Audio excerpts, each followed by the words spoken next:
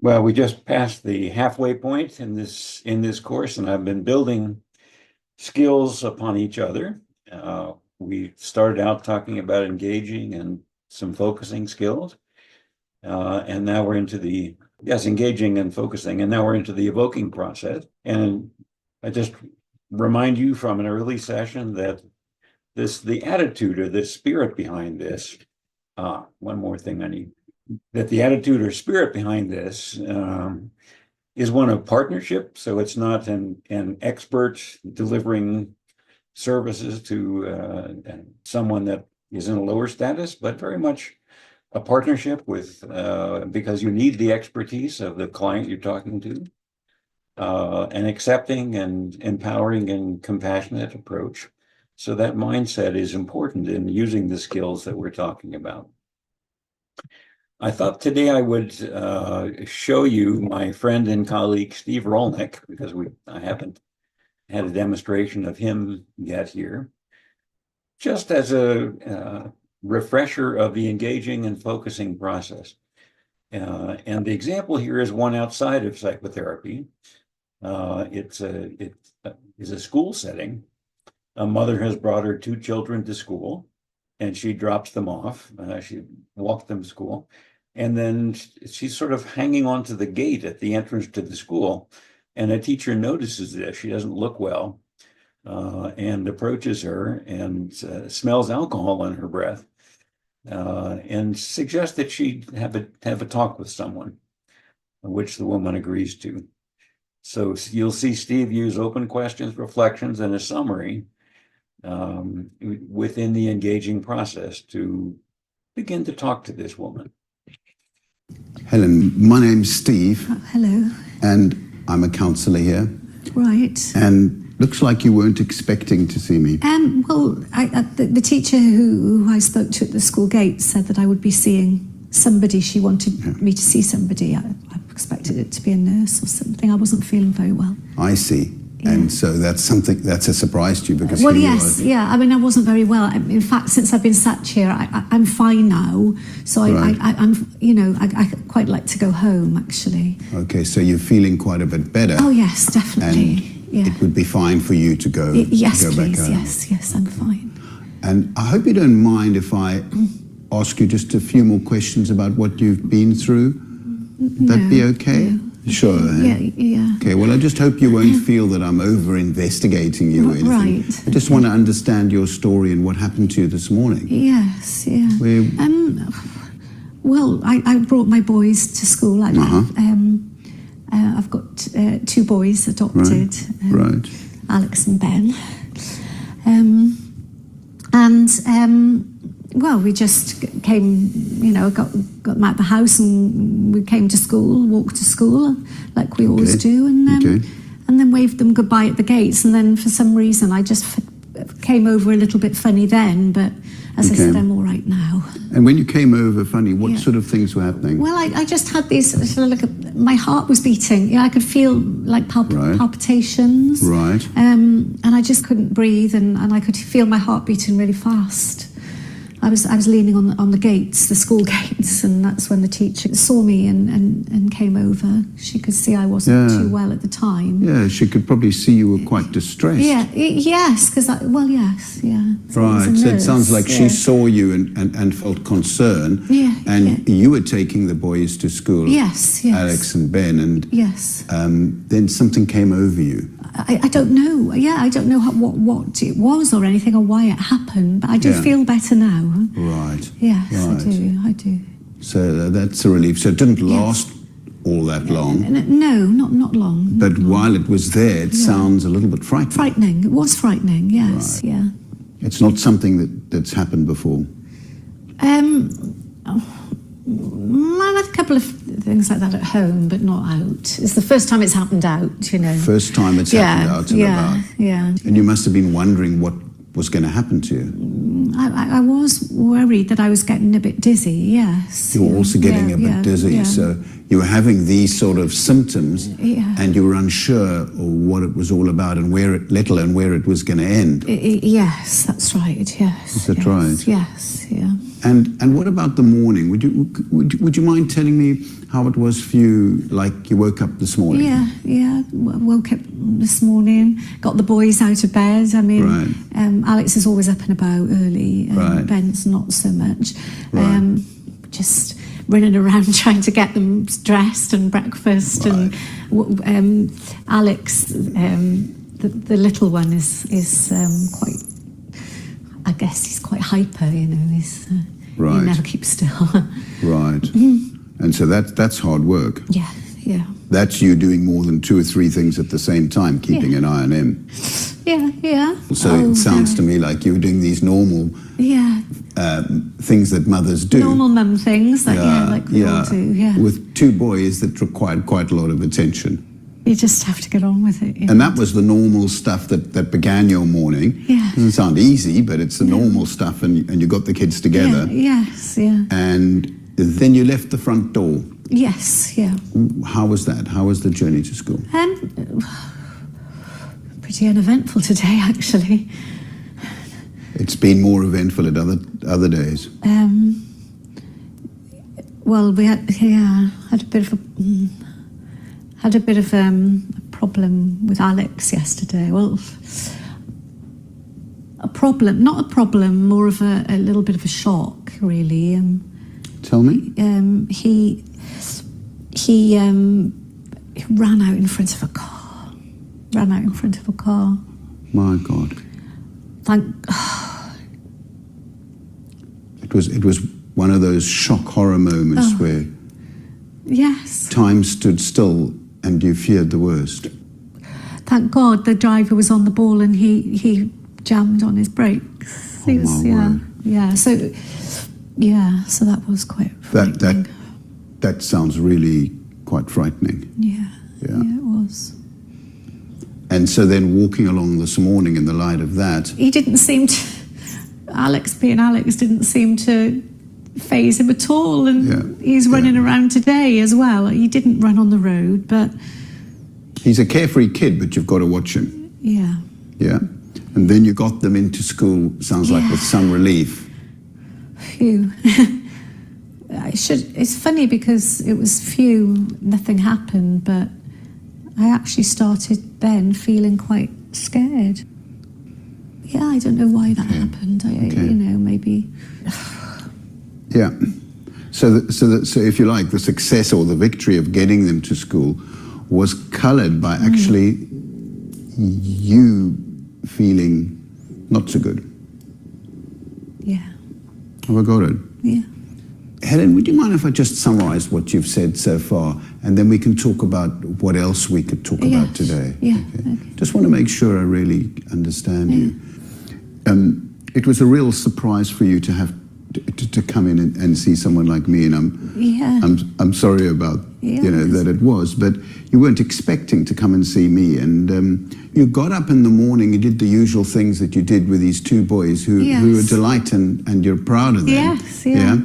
And you did that hard work to get them ready for school because they're active boys, but a little bit haunted with a memory of what happened yesterday. Oh, yes. You had to be super vigilant on the way to school this morning. Yeah. So my reading is maybe that you were feeling a bit tense going up towards school. Yeah. Yeah, I guess I was. Yeah.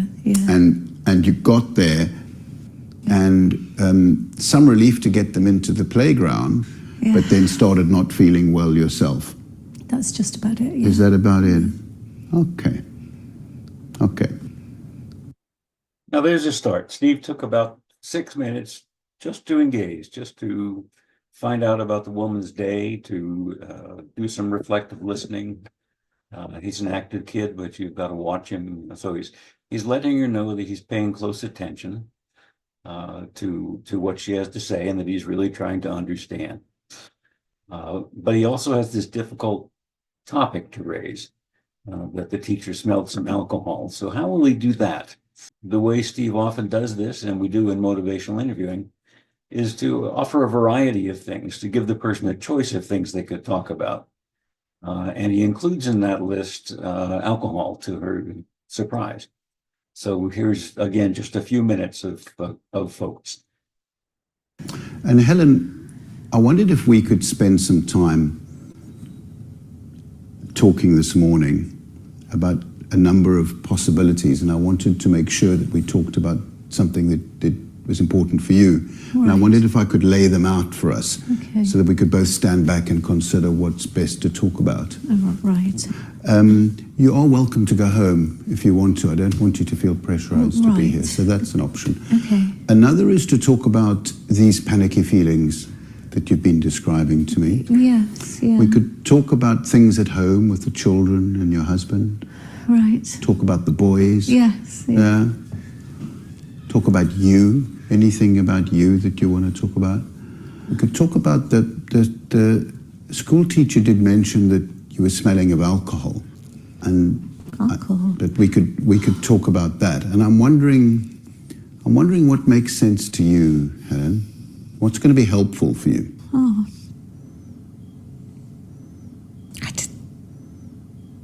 I didn't think anybody knew. I didn't. Oh. So it's a shock to you that somebody's found out, and here you are talking to me about it. I feel bad now that. And the teacher noticed. is a teacher in my children's school. Yeah, she noticed. Oh, I feel. And you didn't expect that. No, so that's why I'm here. I was not. She sent me here to see you, and I thought I was coming to see a nurse because she smelt alcohol on my breath. She was concerned about you, and you not feeling well. That was her main concern. But she did mention the alcohol. Yes. I don't drink all the time. I don't. Honestly, I don't. Yeah, not enough to be concerned about or anything like that. I hear you, Helen. It's like a blip. What did you say? And you're distressed about this? Yeah. Mm. Like something's come out into the open.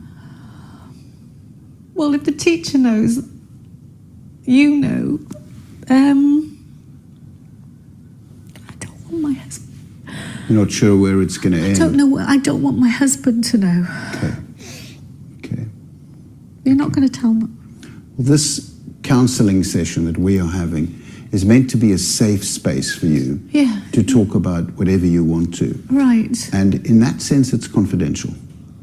The only time it's violated, and this is always done with your permission, is if there's harm to you or the children. Oh, there's no harm. No harm. I wouldn't do anything to them. To harm. They're your precious kids that you're proud of. Yes, yeah. I just wanted you to be clear about confidentiality. I just feel so bad that she. Oh. And you feel perhaps a little ashamed that. Oh yes. Yeah, that this has been picked up. You weren't expecting it.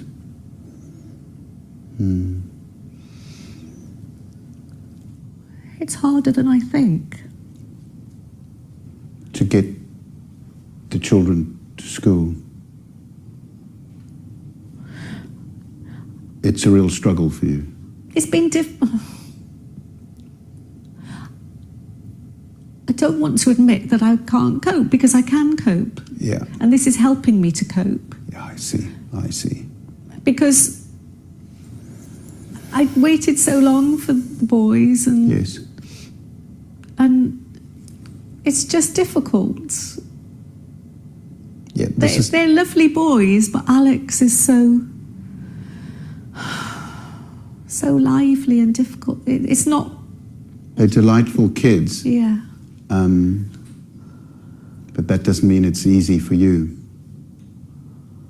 No, it's not easy, but I just thought, to begin with, I thought, yes, it's going to be hard. They're going to have time to adjust, the boys, because they need it. They need time to adjust. And yes, it's only been 6 months, so perhaps I'm thinking too far ahead and things will take a long time. But until then, it just helps me to face the day. Okay. So having a drink before you leave the house has been something that you found before you leave the door, open the door, it feels helpful. Yeah. Yeah? Yeah, it's like the start to the day, and if I have a glass or two of wine, then it just helps me like focus for the day and helps you focus like and feel like you can cope a bit more calmly. Yeah. With Alex particularly being a little difficult. Is it right? When the kids are having their breakfast or my husband's gone to work. Once he's gone to work and then they're eating their cornflakes or whatever they have, then I go into the room and have a glass or two of wine, and it settles your nerves. Yeah, in readiness for the next step. Part of the day. And you left the house this morning particularly concerned about what happened yesterday, and the alcohol helped you feel settled until you got to the school gates. Have I understood you? Okay. Yeah, yes, that's right. Yeah. Okay.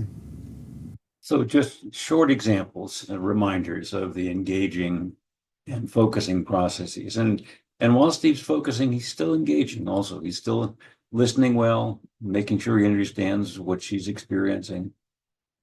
He's affirming they're precious kids and you're very proud of them. So that manner goes all the way through motivational interviewing. It's not something that stops at the beginning. But where would it go now? And that's where we're turning now, the evoking process. Where would the conversation go once you have a topic to discuss, which in this case was drinking, but it could be most anything. Where do you go? And so that's our focus today. In a way, evoking is the most unique aspect of motivational interviewing. The listening skills, you'll find those in many forms of counseling. Getting clear on a topic and having goals, that's something that you find in other topics, other areas as well, other professions. This is a bit more unique, and it involves intentionally inviting the person to give their own motivations for change, to evoke from them, to elicit from them what their concerns are, what their motivations are, and to strengthen that. And that concept of change talk that I introduced last time is important in motivational interviewing. We know, in fact, from listening to sessions that we can predict the likelihood that change is going to happen from the balance of change talk and sustained talk. So the more change talk occurs and the less sustained talk occurs, the more likely it is the person is going to carry on with making the change. And so now we're using those OR skills that I introduced early, but in a strategic way to particularly invite and get moving in the direction of change. And so that's our topic today. You'll see a demonstration of this, and also you have a chance to practice it. And then we'll have time at the end to discuss this as well. So in a way, what you're doing is inviting the person to give you change talk, to talk about particular aspects of what's going on. Remember the internal committee that I talked about, that we as people can literally talk ourselves into or out of doing something.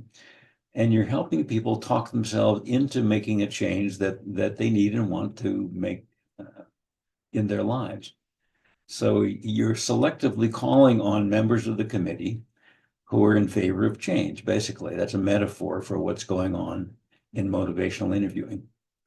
And there are three sets of skills related to change talk. The first one we talked about last time, which is recognizing change talk, so that when you hear it, you know something important has just happened.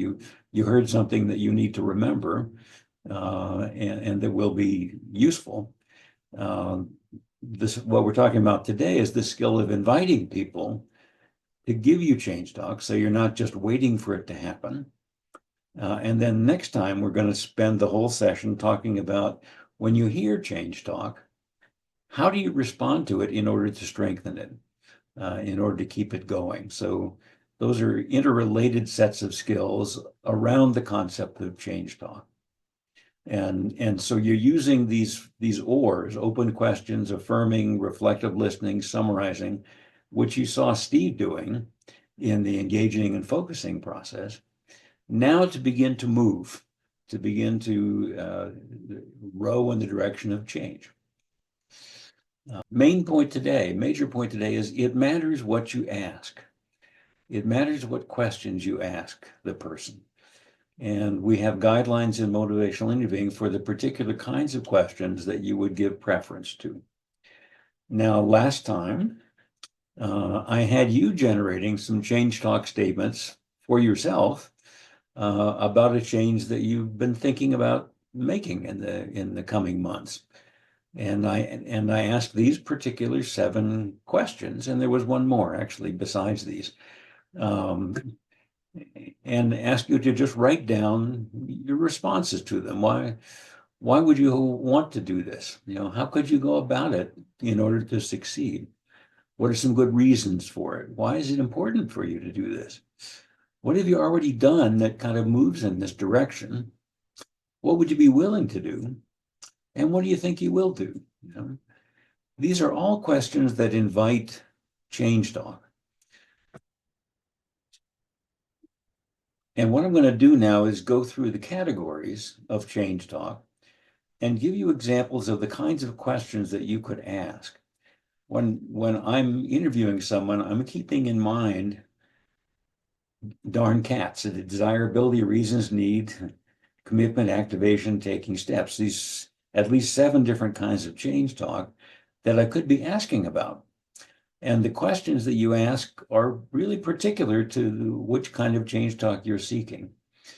So when you're asking about the person's desire for change, the English language words that are common are want, what do you want? What do you wish? What are you longing for? How would you like for things to be different? How would you prefer for things to be? Of these different possibilities that we've talked about, which one do you prefer? What are you hoping for? So those kinds of open questions are invitations to give desire language, this particular kind of change talk. What about ability language? Different words here. Some words in English that invite people to talk about their ability to make change. Or what are you able to do? How possible is this for you? What can you do? What could you do? What are you capable of doing? So these questions here, if you did decide to do it, how would you go about it in order to succeed? What is there about you? This is the other question I added last time. What is there about you that might help you be able to do this? Because also in relation to ability talk, interviewing people about their strengths, their capabilities, their talents, that's important too, because that begins to strengthen their sense of, yes, I can do this. What have you done in the past that was hard for you, but you actually did it? You interview people about past successes. How possible, how feasible is this for you? And notice also that language that's tentative, subjective language. Well, if you did, or how might you, or how could you? It's not pushy, but it's inviting people to begin to open to the possibility of change. So the way in which questions are phrased also matters. There's a lot of subtlety of language in motivational interviewing. Here's just a scaling question that we use, and this is the confidence ruler. On a scale from 0 to 10, how confident are you that you could do this? And 0 means absolutely none. I have no ability to do this. I just no confidence. 10 is I'm absolutely sure I could do this. Where are you on this scale? What number would you give yourself? And getting the number is informative, but it's what you ask next that makes it more like motivational interviewing.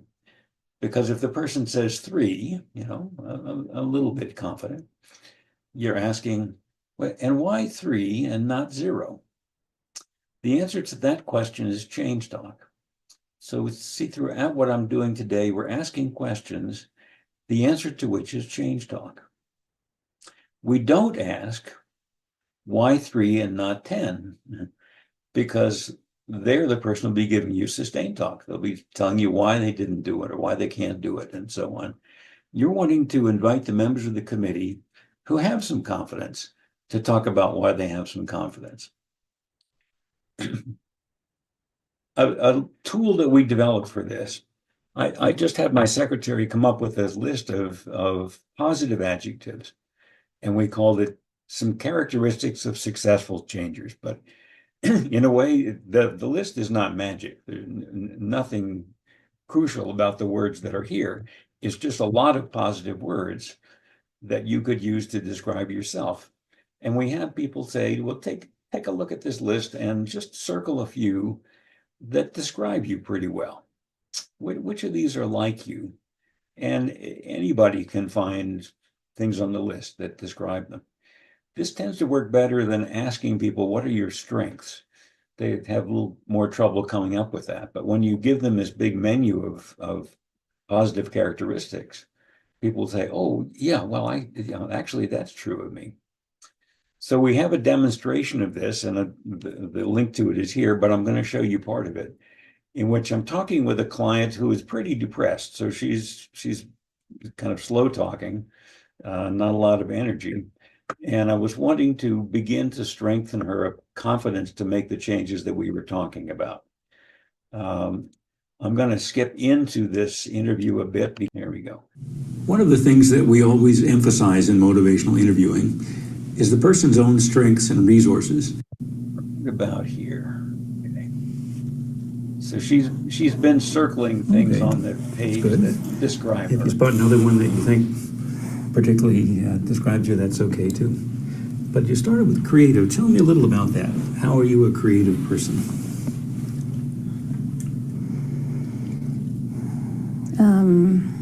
I've always been drawn to things where I can create something or be involved in having the ideas behind something. So you can see possibilities in things and really enjoy that. The process of making something new or a new idea. Yeah. Give me an example of something you've created or done creatively.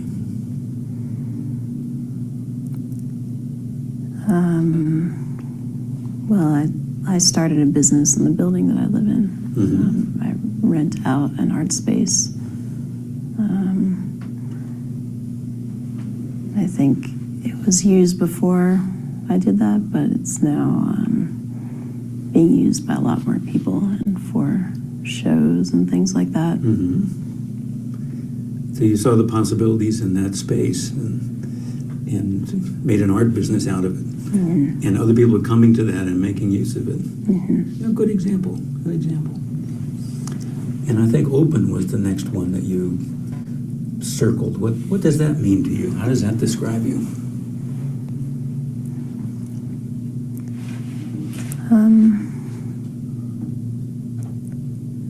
I think I try to be open to criticism, especially in the context of artistic pursuits. I'm open to learning things. So you're interested in learning new things that you don't know, and also to hear and learn from criticism or ideas that people have about what you're doing, which isn't always easy to do, but you want to learn from that also. Yeah. How about a time recently when you've been open to something? What occurs to you?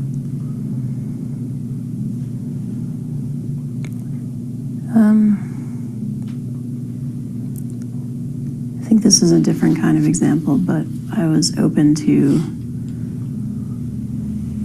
what my friend had to say to me, even though it was something I didn't really want to hear. Well, that's a good example of what you were saying, that you're willing to listen to something a little bit difficult or a little bit unpleasant in order to at least consider it and learn from it. Yeah, good. smart, intelligent, you're a person with a pretty good head on your shoulders. How has that helped you?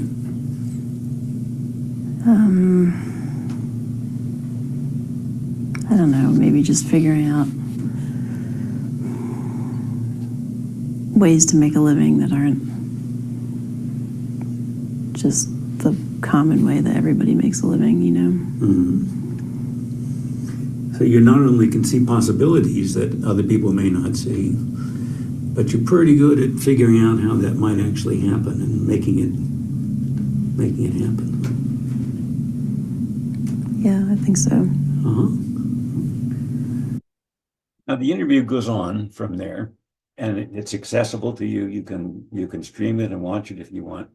But it's an example of interviewing people about what's good about them, what abilities and skills and talents they have. And doing that begins to strengthen the sense of, maybe I can do this. So that's another piece of what we do in motivational interviewing. So desire and ability we've talked about so far. What about reasons? Well, what would the advantages be? How might you benefit from this? What would be some good things about doing this? Why would you want to do this? What would you say are 3 good reasons for you to make this change? Those kinds of questions invite people to tell you some of the why, some of their thinking behind the benefits of the change that they're making. So again, you're interviewing people about their own motivations rather than you telling them why you think they should do it. You're asking them why they think they should do it. Another side of this also is what happens if you don't make this change? So what are the worst things that might occur if you don't do something at this point about your relationship or about drinking or whatever your children's concerns or whatever? So both of those things are there, the things to avoid if you're making a change, and the good things about making a change as well. So again, you're interviewing people about their own perspectives. What about need? Need language, remember, is things that people say that express a kind of urgency to it. I have to do this. I've got to do this. I really must. This is really pressing. I need to do this. They're not at the moment necessarily saying why. If they were saying why, that would be a reason, in fact. But when you hear that language again, it tells you something about the motivation to get going. So how important do you think it is for you to do this? Would be a question about need, What do you think you need to do? What's of the things that we've talked about so far today, which of these are the most pressing for you for our work together? What do you think is most important for you? So you're again asking the person's perspective about things, a respectful thing to do, an empowering thing to do. It invites the person to be actively involved in their health or in their learning or whatever it is that your profession focuses on. And here again, we have a scaling question. So besides the confidence question, the 0 to 10 scale, how confident are you that you could do this? This is on a scale from 0 to 10, how important would you say it is for you to make this change, to do this? 0 means it's not in the least important, not important at all. And 10 is, this is the most important thing in your life right now. What number would you give yourself? Once again, the number gives you information, but it's what you ask next that makes it motivational interviewing. If they say 5, that's how important it is. Say, and why 5 and not 2 or 3 or 0? I mean, why 5 and not 0? And the answer to that is the person talking about making the change, giving you change talk. And once again, we don't ask why 5 and not 10, because that will tell you why the person doesn't want to make the change. You're selectively inviting people to give you certain kinds of speech. You're selectively calling on certain members of their internal committee to talk about why it's important to change.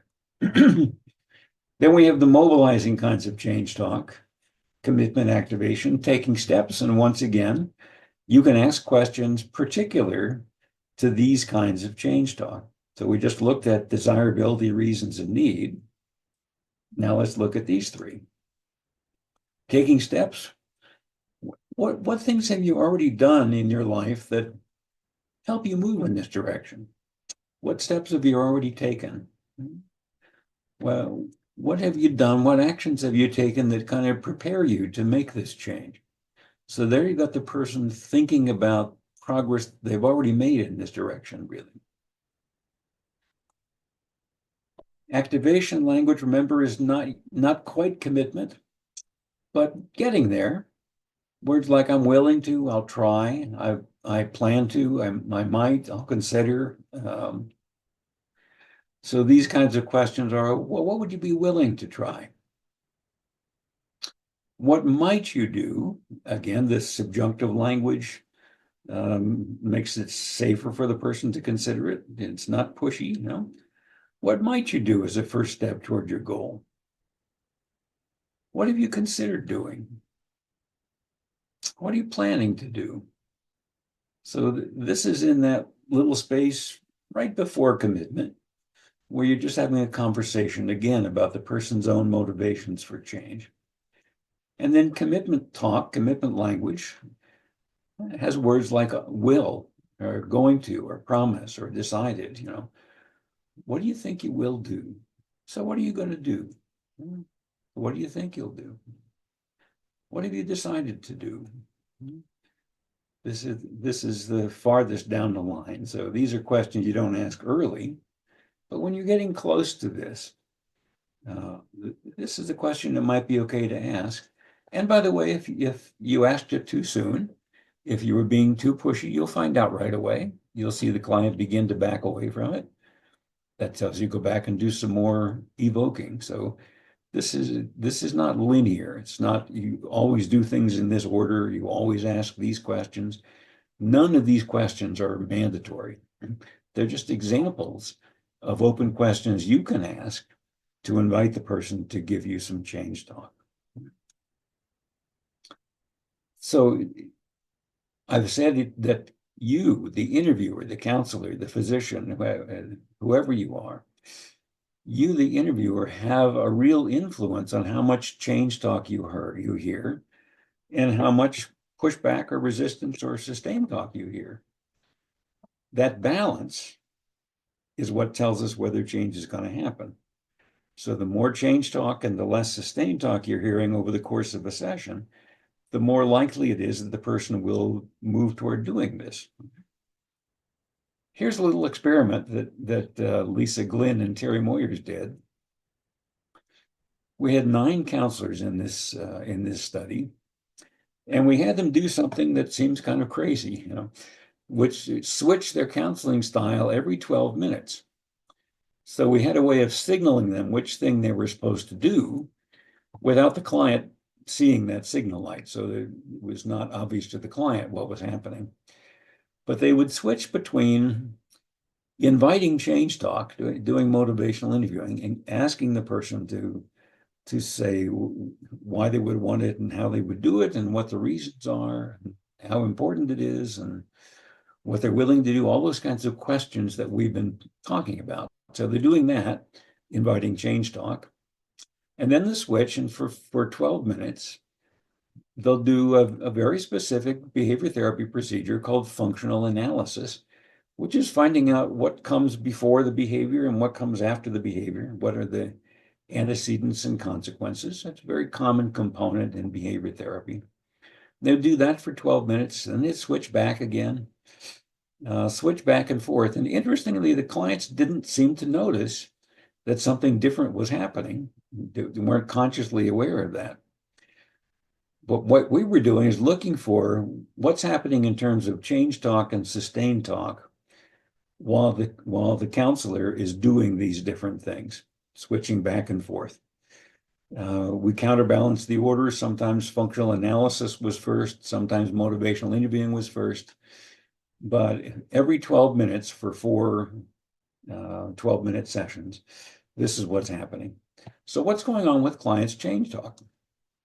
And here's the answer. In the first segment of motivational interviewing, 62% of what the client says is change talk. So you see with the green bar, the client's expressing much more change talk than sustained talk. That's the red bar. Then switch to functional analysis and it reverses. Now the client looks ambivalent and they're getting more sustained talk, more arguments against change than for change. Then the counselor switches again and for 12 minutes does motivational interviewing and it shifts again. So now 67% of what the client is saying is change talk. This is a 2-to-1 ratio. And intuitively, to me, that feels like about where the balance is, about where things are starting to tip. So when you're getting about twice as much change talk as sustained talk, the client's moving in that direction. Then if you switch back to functional analysis, the client becomes ambivalent again, and almost equal amounts of change talk and sustained talk. So it matters what you're doing. Yes, the more change talk, the better in terms of predicting change. But how much of that you hear is really a function of what you're doing, and how much pushback or resistance or discord or sustained talk you hear is also very much a function of what you're doing. As I mentioned before, in the addiction field in America, we used to be very confrontational and tell people, here's what's wrong with you and here's what you need to do. And we get lots of resistance, and concluded there's something wrong with these clients. They're very resistant. They're in denial. It was just a function of the way in which we were counseling. And you can counsel in a different way that gets you a very different result. So I want to demonstrate this for you now, just for maybe 10 minutes or so. And I would like to invite you, if you're willing, to talk about something that you're thinking about changing, something that you're considering changing, something you want to change, but haven't done yet. And then everyone else will be observers during this process. What I want you to do is listen to what I'm doing and count open questions, affirmations, reflections, and any summaries, which is basically a reflection with more than one piece of content. So kind of reflecting two things at the same time. Those are the things I'll be trying to demonstrate for you while I'm talking to one of you who's having a conversation with me about something they're thinking about, something they want to change, actually, something you want to change, but haven't done yet.